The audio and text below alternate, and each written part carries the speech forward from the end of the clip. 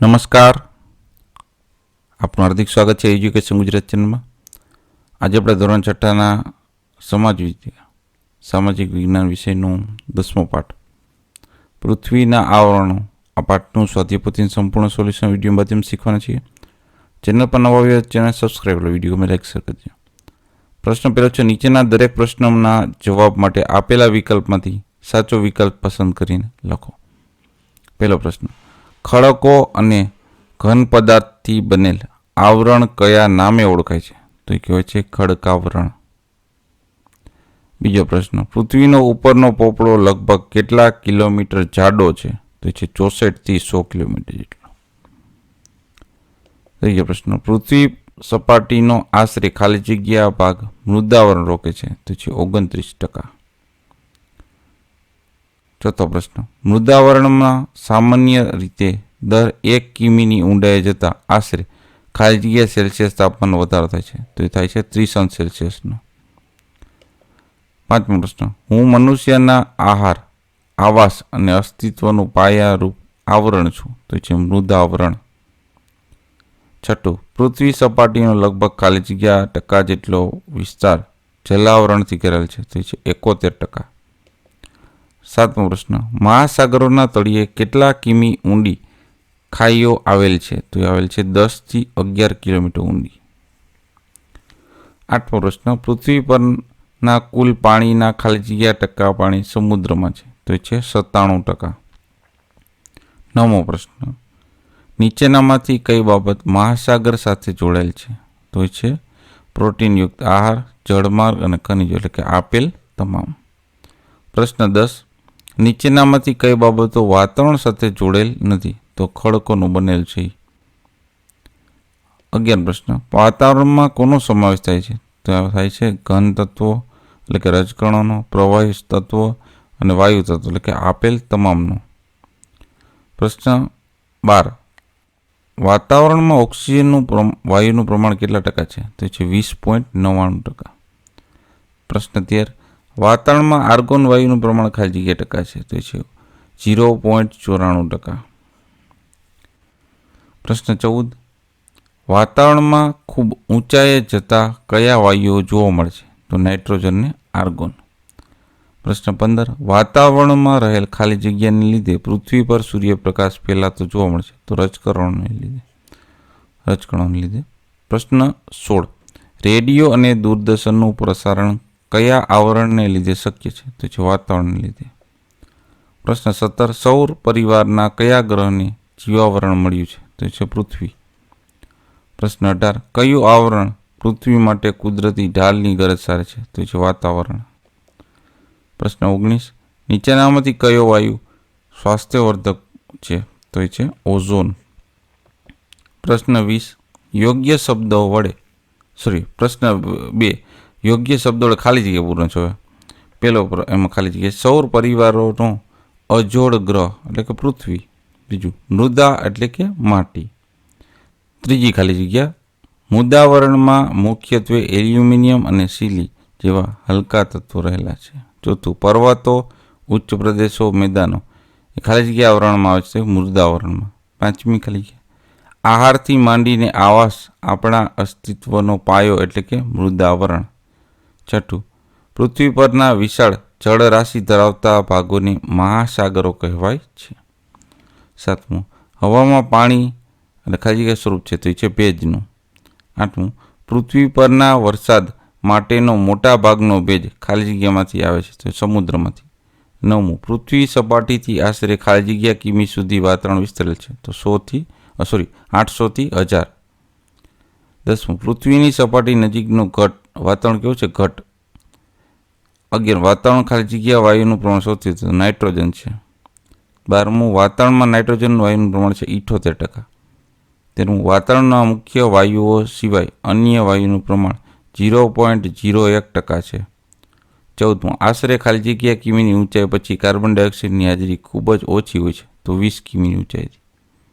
15મું, વાતાવરણમાં નાઇટ્રોજનની હાજરી આશરે ખાલી જગ્યા કિમીની ઊંચાઈ સુધી હોય છે? તો છે 130 કિમી સુધી. 16મું, પૃથ્વીના ખાલી જગ્યા આવરણ પર સજીવ સૃષ્ટિ જોવા મળે છે? તો જીવાવરણમાં. ત્યારબાદ છે 17મું, માનવ જીવનના અસ્તિત્વ અને નિર્વાહનો આધાર ખાલી જગ્યામાં છે તો જીવાવરણમાં.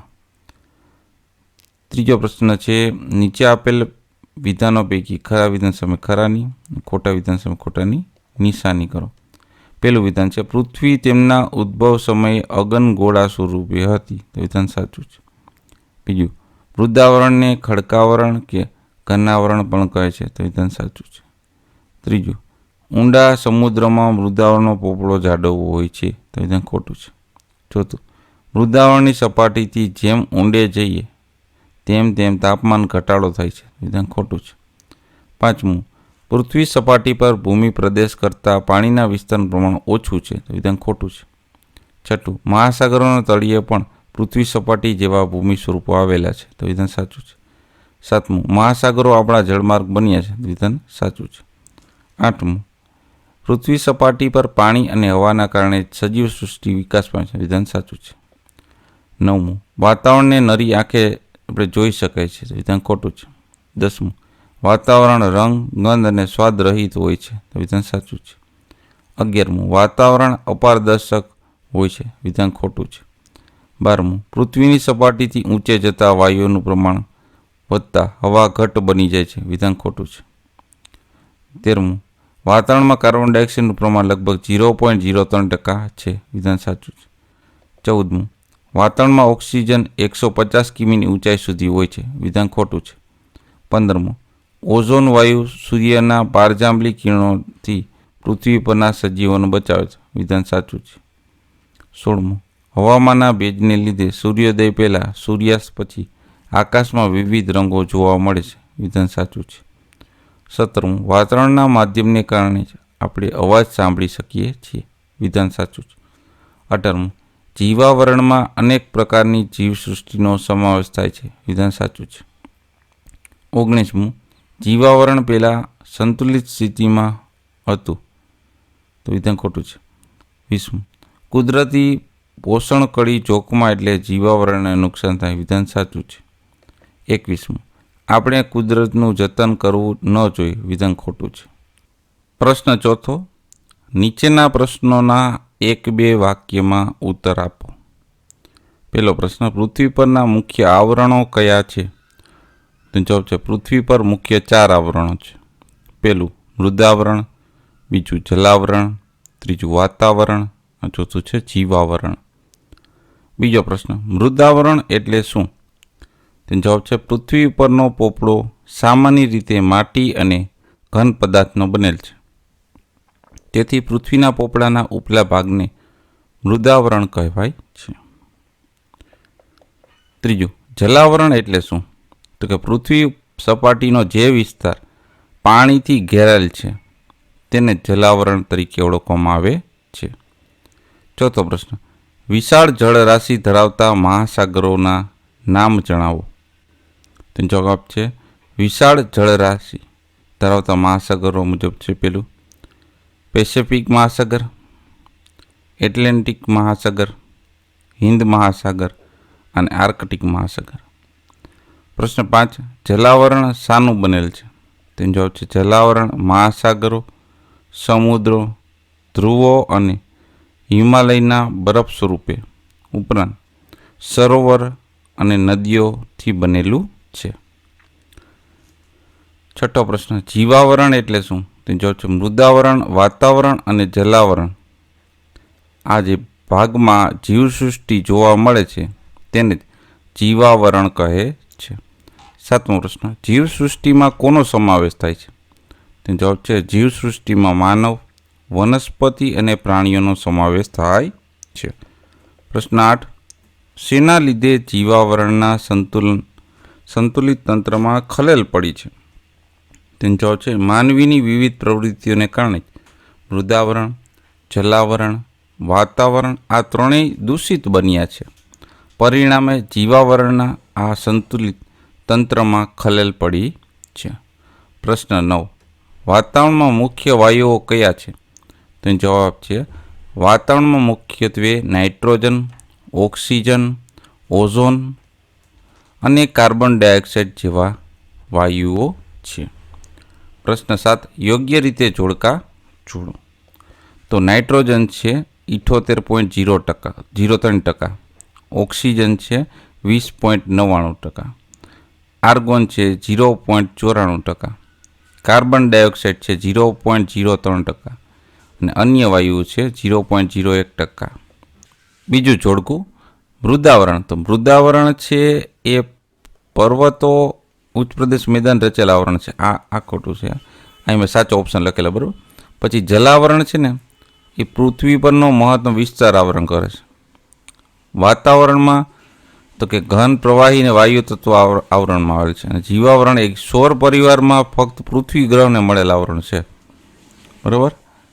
પ્રશ્ન 8મો છે મને ઓળખો. પેલું, સૌર પરિવારમાં માત્ર હું જ પૂરતા પ્રમાણમાં પાણી અને ઓક્સિજન ધરાવું છું, તો એ પૃથ્વી છે. બીજું, મારું પ્રમાણ વધવાથી પૃથ્વી પર ગરમીનું પ્રમાણ વધે છે, એ છે કાર્બન ડાયોક્સાઇડ. ત્રીજું, હું મીઠા પાણીનો સ્ત્રોત છું, તો એ છે વરસાદ. ચોથું, હું ક્ષેત્રફળમાં દુનિયાનો સૌથી મોટો મહાસાગર છું, તો એ છે પેસેફિક. પાંચમું, વધારે વાહનોની અવરજવરવાળા વિસ્તારોમાં મારું પ્રમાણ વધારે હોય છે, તો વાયુ પ્રદૂષણ. છઠ્ઠું, હું ઉલ્કા જેવી અવકાશી પદાર્થને સળગાવીને નાશ કરું છું, તો એ છે વાતાવરણ. તો આ છે આ પાઠના આપણે સ્વાધ્યાય પોથીનું સંપૂર્ણ સોલ્યુશન. જોતા રહો એજ્યુકેશન ગુજરાત ચેનલ, શીખતા રહો. થેન્ક યુ, આભાર.